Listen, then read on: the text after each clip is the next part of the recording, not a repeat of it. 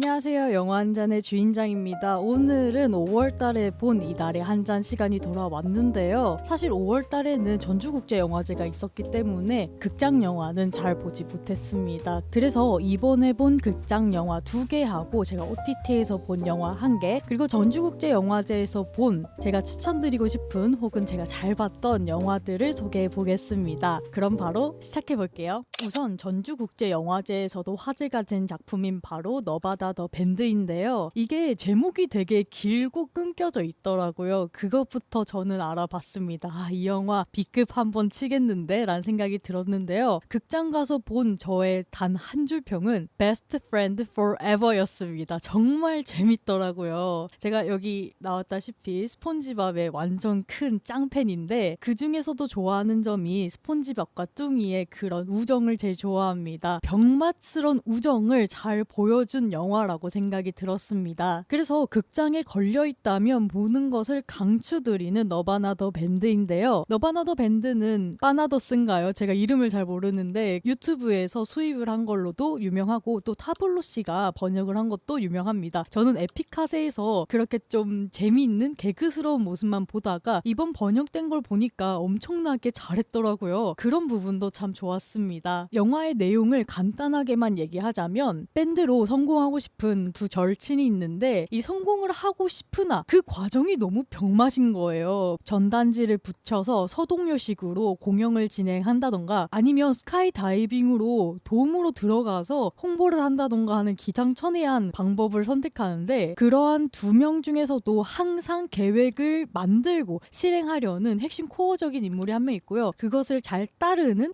피아노를 치는 인물이 하나 있는데 두 주인공의 케미가 엄청나지만 사실 좀 현타가 오는 거예요. 이것도 한두 번이지 몇 년째 이런 게 반복되다 보니까 피아노 치는 사람이 현타가 와가지고 밤에 몰래 다른 주로 공연을 하려고 떠납니다. 근데 또 이 말썽꾸러기 주인공은 타임머신 계획이라고 해가지고 우리가 미래에서 온 사람인 척 하자라고 하면서 캠핑카를 개조해서 작당 모의를 또 하고 있거든요. 근데 이게 통해버린 겁니다. 아무튼 실제로 타임머신을 만들어서 2002년도였나 8년도로 간 다음에 거기서 뭔가의 나비 효과를 탁 건드리고 2015년도로 돌아와서 펼쳐지는 이야기인데요. 이런 류의 영화를 많이 봤으면 진보할 수도 있으나 거기서 치는 짭짭스러운 개그와 그 둘 사이에 엄청난 연기 줄다리기라고 해야 되나요? 전 그 코미디 연기가 참 좋더라고요. 특히 둘 다 얼빠져 보이는데 그나마 안 얼빠져 보이게 보인 피아노 치는 사람이 나중에는 엄청난 큰 실수를 저지르고 말썽꾸러기 주인공의 진심을 받아들이는 그 과정이 약간 물클하기도 했습니다. 이거야말로 킬링타임용으로 참 좋은 영화지 않을까라 싶고요. 제가 어딘가에 댓글을 봤는데 참 공감되는 댓글이 있어서 이걸 소개하고 다음 영화로 넘어가겠습니다. 도대체 백투더퓨처 저작권은 어떻게 해결하신 거죠? 다음 영화는 교생실습입니다. 교생실습도 병맛 중에 병맛이었는데 제가 이런 영화를 좋아하나 봐요. 이게 어딘가에서 맛본 그런 병맛이었는데 잘 생각해보니까 제가 예전에 단편 영화로 KF9 빨간 마스크인가? 그런 걸 봤는데 거기에 대한 향취가 싹 나면서 감독을 찾아보니까 같은 감독이더라고요. 그래서 좀 반갑기도 했는데 제가 작년에 눈여겨봤지만 굳이 안 본 영화가 하나 있었습니다. 바로 아메바 소녀들이었는데 이 아메바 소녀들도 같은 감독이 만들었더라고요. 한번 볼까라는 구미가 당기기도 했습니다. 일단 고생실습은 철저하게 B급 영화입니다. 대사로도 두세 번 말하지만 개연성 없고요. 심파도 안 됩니다. 이 두 가지 문장을 철저히 지켜나가면서 이런 코미디스러운 막장스러움을 잘 보여주는데 제가 그 취향에 딱 맞아버린 거죠. 우선 어떤 여고에 교생실습으로 온 한선아 씨가 나오는데 극중 이름이 한선아가 아니라 배우분 이름이 한선아입니다. 술꾼 도시여자줄 잘 봤거든요. 사랑합니다.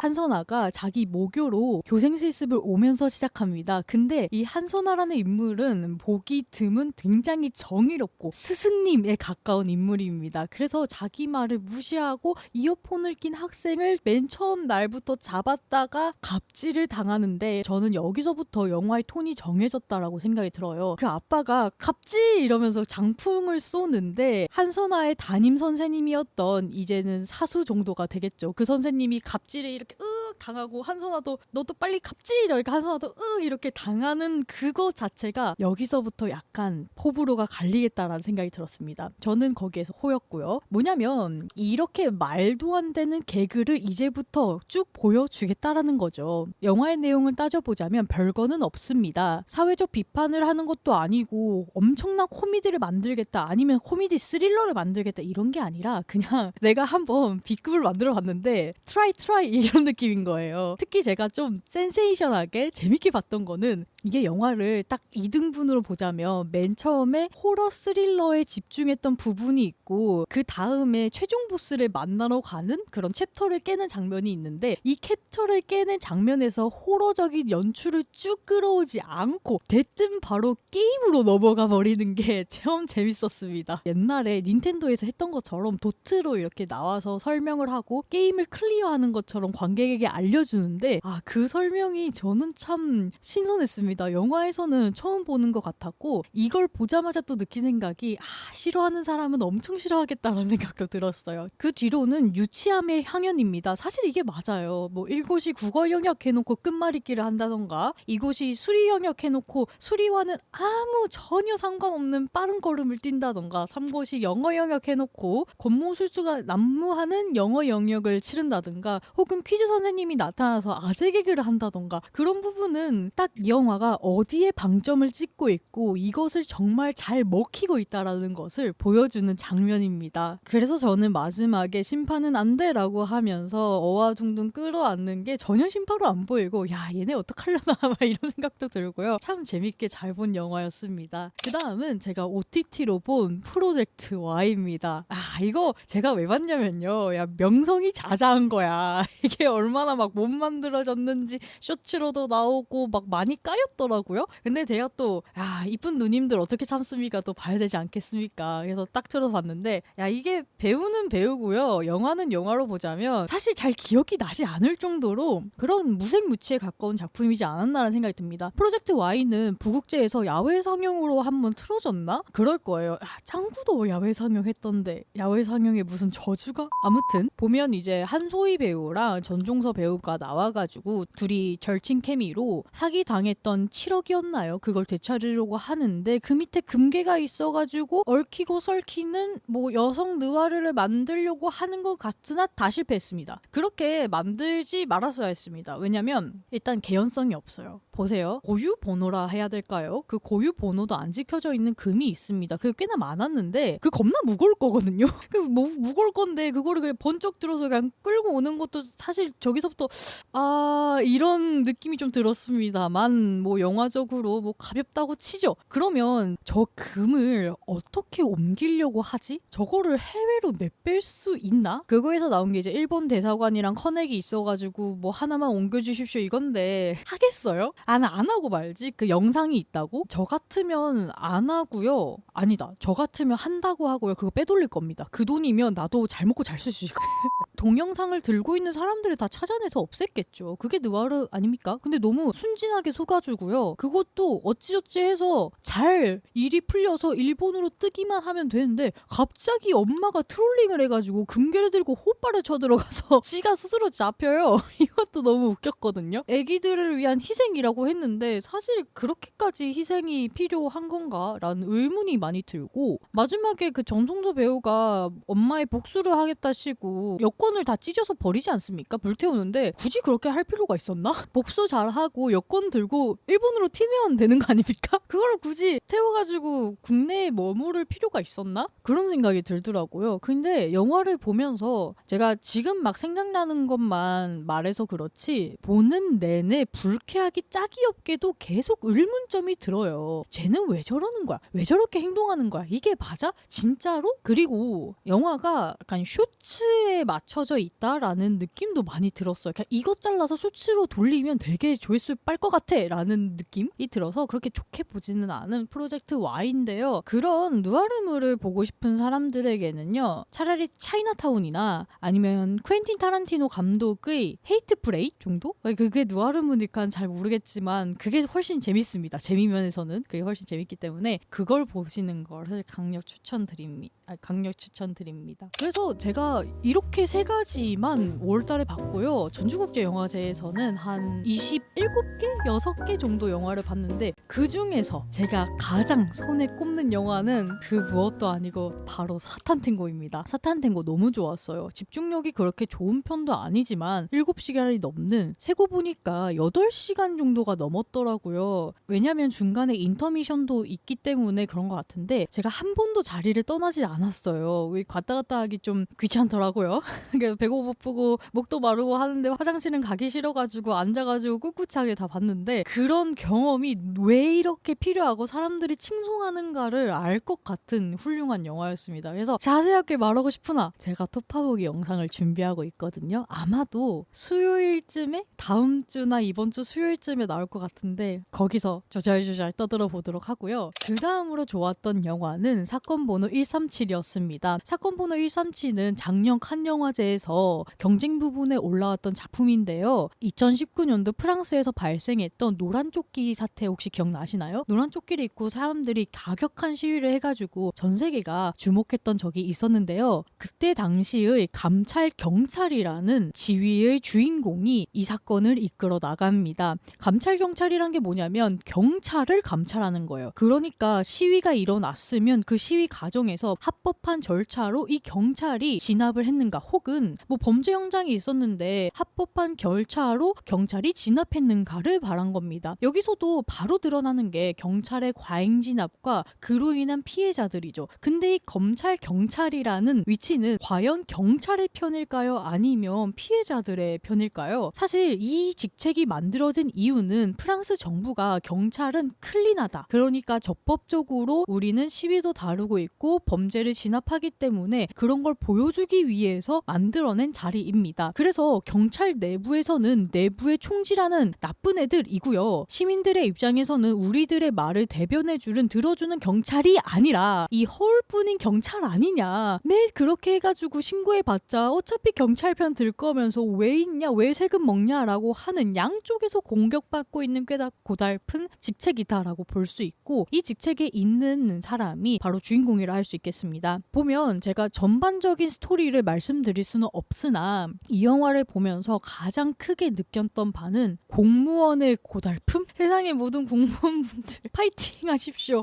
자기 일을 열심히 하는 공무원이야말로 어떻게 이 답답한 시스템에서 돌아가고 어떻게 쉽게 지쳐가고 미쳐가는지를 잘 보여준 영화였습니다. 제가 이 영화를 좀 밤에 봤거든요. 아마도 8시에 봐서 10시 반쯤에 끝난 걸로 기억이 나는데 꽤나 피곤한 타이밍이었어요. 마지막 영화기도 했고요. 그런데 긴장감이 끝도 없어가지고 심지어 리클라이너석이었는데 전혀 졸지도 않았고 끝까지 이러면서 보게 되는 아주 훌륭한 영화였습니다. 사건이 진행되면서 이 강철 같은, 찌르면 얼음이 날 것 같은 그런 여자가 자기 고향 사람이라는 것을 알게 되고 그로 인해서 살짝씩 벗어나는 수사선상인데 끝까지 가긴 하거든요. 그런데 이 끝까지 가는 것도 자기의 동향 사람이어서 그렇지 사실 아니었으면 일찌감치 포기했을 겁니다. 마지막에 그 주인공이 고양이 영상 보면서 웃으면서 정색하고 그 미묘한 표정을 보면 이 영화 던지는 함의가 정확하게 뭐를 짚고 있는지를 보고 있는 것 같았습니다. 특히 이 주인공을 기점으로 해가지고 사건을 어떻게 해서든지 간에 적법하게 바라보는 그 시선이 꽤나 신선했어요. 왜냐면 다른 영화에서는 사실 법 따위는 잘 지키지 않거든요. 그냥 무단으로 가가지고 CCTV 따고 뭐 너 증언할래 안 할래 막 이런 것도 많지만 여기에서는 철저하게 법만 따집니다. 그리고 그게 그녀가 할 일이고요. 직업 윤리가 참 돋보인 영화지 않았나라는 생각이 들었습니다. 그래서 혹시 보실 기회가 된다면 정말 강력 추천드리는 사건 번호 137이었습니다. 그 다음은 푸른 외가리를 들고 싶은데 푸른 외가리는 굉장히 보기 좋은 영화까지는 아닙니다. 왜냐하면 영화 내용 자체가 가족 내에서 일어나고 있는 어떠한 불화라고 할까요? 혹은 아픔을 그리고 있는데 이 시선이 어린 주인공입니다. 어린 주인공이 자기 큰 오빠 오빠를 바라보면서 진행이 되는데 큰 오빠가 약간 성격 장애 같은 걸 가지고 있어요. 비행도 하기도 하고 길거리에서 약을 팔려고 하다가 걸리기도 하고 가출하기도 하고 도둑질도 하고요. 그래서 여러 번 상담을 걸치고 여러 번 경찰서에도 갔다 오고 그랬는데 영화는 이 가족이 어떻게 붕괴가 됐는지를 쫙 보여주지 않고요. 붕괴 직전에 며칠, 몇 개월 딱 거기서만 보여줍니다. 그러니까 대부분의 정보는 얻지 못한 채 이 가족이 왜 이렇게 행동을 할까를 보게 되는데 밑에 있는 애기들은요 3명이 있거든요. 쌍둥이 형제로 보이는 아들 2명에 막내 동생이 1명이 있고 주인공은 막내 동생입니다. 이 막내 동생의 시선으로 바라보게 되는 건데 막내 동생이니까 어리잖아요. 그 어린 시선으로 큰 오빠를 봤을 때 큰 오빠가 어떨 때는 엄청 착하게 날 대해주면서 어떨 때는 나에게 위협을 가하기도 하는 그런 지킬 앤 하이드적인 면모를 보이는데 거기서부터 약간 혼란이 있어서 향후 자기가 다 자라났을 때 어른이 됐을 때 그 부분에 대해서 굉장히 많은 생각을 하고 연구를 하고 이해를 하려고 했던 것 같더라고요. 그래서 제가 이 영화에서 가장 좋게 봤던 부분은 뭐냐면 가족이 붕괴되는 가장 결정적인 사건은 극중 안에서 사회복지사가 와가지고 오빠가 위탁가정으로 가는 건 어떻냐라고 말하는 부분부터 있습니다. 유추를 해보자면 오빠는 위탁가정으로 가지 않고 그것을 온전히 끌어안으려고 했던 부모님은 오히려 더 큰 심리적인 부담과 위험에 처했을 것 같고 그로 인해서 가족 전체에게 악영향이 줬을 것 같아요. 정확하게 묘사가 없고 대사로만 처리되기 때문에 이 정도까지는 추측이 가능합니다. 근데 그 와중에 주인공 제일 어렸던 막내딸이 어른이 돼서 사회복지사가 되고 아동심리를 전공하고 하면서 그때 당시에 오빠에게 제일 필요했었던 가장 최선의 방법은 무엇일까를 찾게 되고 그 방법을 들고 그 시점으로 다시 옮겨 들어가면서 영화적 마술이 펼쳐진다라고 볼 수 있겠습니다. 저는 이 연출이 신선하다는 아니었지만 영리하고 좋았다라는 생각은 들었습니다. 특히 그렇게라도 들고 가서 가족을 보듬어주고 회복시켜주고 그래도 유지를 하려고 했던 그렇게 하고 싶었던 주인공의 심정이 잘 드러나는 것 같아서 참 좋았고요. 오빠를 완전히 이해하기 위해서 어떠한 과정을 걸쳤는지 내가 몇 년이 지나고 나서야 오빠를 이해를 하고 가족을 이해를 할 수 있었는지도 담담히 그려내는 푸른 외가리도 완전 추천드립니다. 다음은 잃어버린 말들인데 잃어버린 말들도 제가 참 잘 본 다큐멘터리입니다. 이 잃어버린 말들을 좀 생각을 하자면 영화의 주인공은 감독이기도 하고요. 흔히 말하는 한인 2세 정도 되는 인물입니다. 근데 엄마가 자살로 돌아가셨거든요. 그 이야기를 40년이 지나서 딸이 파헤쳐 가면서 다큐멘터리로 만든 것입니다. 엄마를 위해서 다큐멘터리를 만드는 과정에서 아빠를 인터뷰하기도 하고 한국으로 와서 친인척들을 인터뷰하기도 하고 자신의 기억을 되감기도 하지만 그 기억을 믿지 못해서 사건이 있었을 때 같이 있었던 친구를 인터뷰하기도 하는 굉장히 다각적으로 보이지만 이 진술을 잘 엮은 다큐멘터리라고 생각이 듭니다. 여기서 약간 특이한 점은 뭐냐면 엄마를 자살로 몰고 가게 한 원인이 아빠한테 있었다라는 건데 이 아빠가 흔히 말하는 군사 정권에서 권력자였던 거예요. 중앙정보부 있지 않습니까? 거기서 권력자였고 심지어 박정희가 쿠데타를 일으킬 때도 그 옆에 있던 장군하고 절친이었어 라고 말할 정도로 사진도 남아있고요. 그래서 이 사람을 좀 살펴보면서 영화가 진행이 되는데 이 사람이 원래 광주 출신이었는데 광주에서 나주로 파견되면서 감독의 엄마를 만난 겁니다. 감독의 엄마는 정말 여장부 스타일의 쾌활하고 활발하고 많이 이렇게 아웃고잉한 그런 사람이었는데 아빠를 만나고 임신을 하게 되면서 결혼을 한 거죠. 근데 보니까 아빠가 원래 본처가 있었던 거예요. 본처가 광주에 있었던 거지. 그러니까 그때 당시에는 흔히 말하는 첩이 감독의 엄마였던 겁니다. 근데 이 엄마 사이에서 아이들이 나오게 된 거예요. 감독뿐만 아니라 형제들이 있었는데 이 형제들이 교육을 받기 위해서는 호적에 올라가야 됩니다. 근데 이 호적에 올라가기 위해서는 본처의 밑으로 올라가기 때문에 자기의 이름이 없어지는 거예요. 그래서 아빠랑 싸워가지고 아빠가 다른 호적을 만들고 그 본처의 호적에서는 실종 죽은 사람 처리가 돼가지고 새로운 호적을 만들어서 자기 자식들을 올리고 엄마의 이름도 올리고 해서 그걸 가지고 다시 캐나다로 간 겁니다. 근데 캐나다로 간다고 해서 그 아빠의 권력이 없어질까요? 없어지지 않았죠. 그런 사람들 만나러 다니고 놀러 다니고 하는 동안에 아내는 엄마는 엄청난 노동에 시달리고 있었죠. 근데 그 와중에 엄마가 자살한 겁니다. 그래서 파고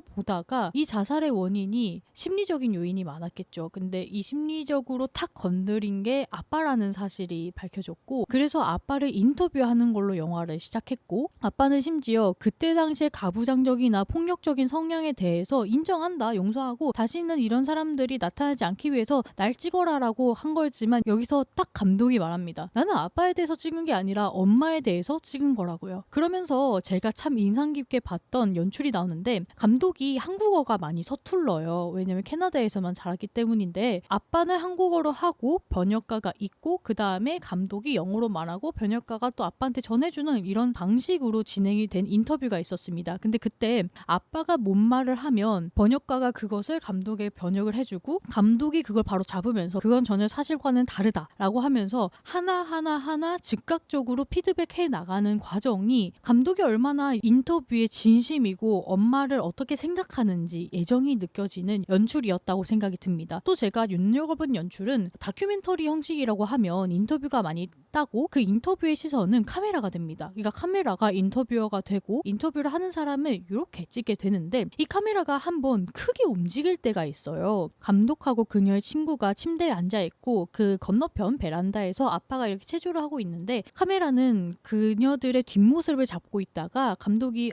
아빠 운동하는 거 지금 찍으면 좋을 것 같은데 라고 말하자 카메라가 크게 움직여서 그걸 찍고 있는 크루들을 한번 스쳐 지나간 다음에 아빠에게 딱 가는 과정까지 보여줍니다. 굳이 보여주지 않아도 돼. 그런 카메라 크루들이라던가 아니면 카메라의 움직임을 넣은 것인데, 저는 이 의도를 어떻게 봤냐면 객관성을 부여하기 위해서라고 봤습니다. 다큐멘터리란 게 어느 정도는 의도적이고 어느 정도는 객관적이지만, 사람들이 의뢰 다큐멘터리라면 사실만을 담고 진실만이 있을 것이야 라고 생각을 하지만, 이 다큐멘터리도 의도적일 수 있습니다. 그리고 그런 다큐멘터리들도 많아요. 근데 이 영화는 의도적으로 그런 장면을 넣음으로써 객관성을 유지하려는 모습을 보여서 그것도 인상 깊게 남았습니다. 그래서 잃어버린 말들에 대해서 정말 하고 싶은 말이 많지만, 혹시 영화가 개봉할 수도 있으니 개봉 때까지 숨 참고 기다려 보겠습니다. 다음은 부서진 목소리들입니다. 부서진 목소리들은 실제 있었던 아동 성착취를 다룬 영화인데요. 어디서 일어나냐면 아동 성학대가 있었어요. 그 성학대에 자매 2명이 다니고 있었는데, 언니는 쉽게 말하면 1군이고요. 동생은 2군입니다. 1군에 무슨 상황이 생기면 2군으로 가는데, 2군에 있었던 동생이 1군을 동경하고 바라보는 외부인의 입장에서 1군으로 들어가게 되고 거기에 추악한 진실을 맞이하고 경험하면서 무너지게 되는 그런 영화입니다. 어떻게 보면 그런 성학대를 다루는 전형적인 영화라고 볼 수 있지만, 이 영화가 특별한 것은 외부인의 시선에서 봤다가 내부로 들어가게 되고 실질적으로 피해자가 되면서 암담하게 끝나는 그 연출이 꽤나 영리하고 공감성을 불러일으키지 않았나라는 생각이 들었습니다. 특히 어른들이 보면 굉장히 불쾌한 지점들이 많거든요. 다 큰 성인이 수건장장 둘러가지고 그 어린애들하고 같이 사우나를 한다던가, 심지어 뒤에서는 나체로 애들이 샤워하고 있었죠. 사옷 가문만 입고 나돌아다닌다던가, 이런 모습은 정말 불쾌하게 짝이 없는데, 그리고 너무 가깝게 지내고 뭐 터치도 서슴 없고 막 이러다 보니까 마지막에 또 직접적으로 묘사를 하더라고요. 그런 부분은 학대 장면을 직접적으로 묘사하는 거에 대해서 카메라의 시선이란 게 참 중요하잖아요. 어떤 거는 뭐 돌이킬 수 없는 처럼 쫙 당겨가지고 그거를 이렇게까지 필요하나 싶을 정도로 폭력을 보여주는 반면에, 아예 보여주지 않음으로써 상상으로 처리해서 더 끔찍함, 비극성을 높이는 것도 있지만, 부서진 목소리들에서는 딱 줄타기를 한 것 같습니다. 보여주기는 보여주는데요. 그거를 막 당겨가지고 끔찍하게 묘사를 하는 게 아니라 굉장히 담담하게 CCTV처럼 그냥 카메라 한 대 세워놓고 그런 학대 장면이 비춰지는 TV 화면으로만 처리를 하기 때문에 선타기를 좀 하지 않았나라는 생각도 듭니다. 그리고 제가 정말 가슴이 이어졌던 거는 마지막에 이르러서야 저는 깨닫게 된 거예요. 이 모든 학생들이 그런 성착취를 한 번씩은 다 당해봤다는 것을. 이런 범죄 유형을 권력형 범죄라고 하잖아요. 그런 권력을 가지고 있는 사람이 지휘자고 지휘자가 뽑는 대로 성학대가 이루어지는 겁니다. 그래서 이 지휘자에게 잘 보이려고 노력을 하면 영화가 진부해지고 주제가 이상한 대로 튀게 되는데 이 영화는 그런 부분을 철저히 배제합니다. 지휘자를 중심으로 두고 애들이 수싸움 기싸움을 하진 않고요. 실질적으로 애들이 기싸움을 하는 것은 정말 개인의 능력으로 보입니다. 얼마나 노래를 잘 부르고 얼마나 노력을 했으며 이런 걸로만 애들이 기싸움을 하지 다른 걸로는 기싸움을 하진 않아요. 그런 부분이 참 좋더라고요. 그런데 어떤 부분에선 생각해보면 피해자들의 연대였지 않을까라는 생각이 들었습니다. 극중에서 미국으로 가서 공연을 펼치거든요. 그때 주인공 옆에 선 아이가 말합니다. 약간 힘들고 쓰러질 것 같으면 손을 잡아 라고 말을 해요. 그래서 주인공은 의아하게 왜 그러는 거야? 라고 하니까 그럴 때가 있을 거야 라고 답을 하고 그럴 때는 성착취를 의미하는 거였고 그걸 끝나고 공연을 할 때 주인공이 다리에 힘이 풀리면서 옆에 손을 잡고 주저앉는 장면으로 영화가 끝나는데 그 마지막이 저한테 주는 할미가 컸습니다. 그렇게 서로를 챙겨주면서도 이게 뭔가 잘못된 건지를 알면서도 어떻게 잡을 수 없는 약자인 아이들이 그 속에서도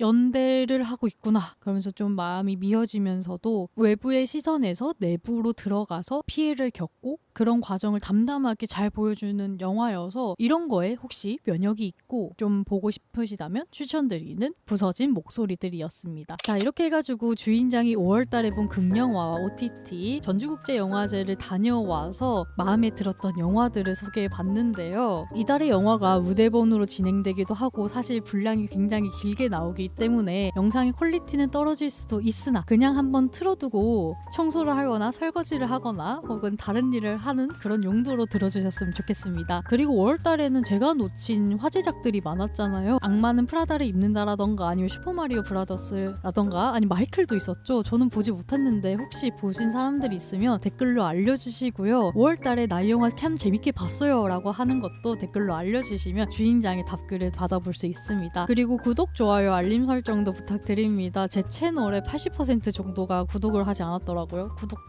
부탁드립니다. 그럼 다음 영상에서 뵙겠습니다. 모두들 안녕. 더 봐요.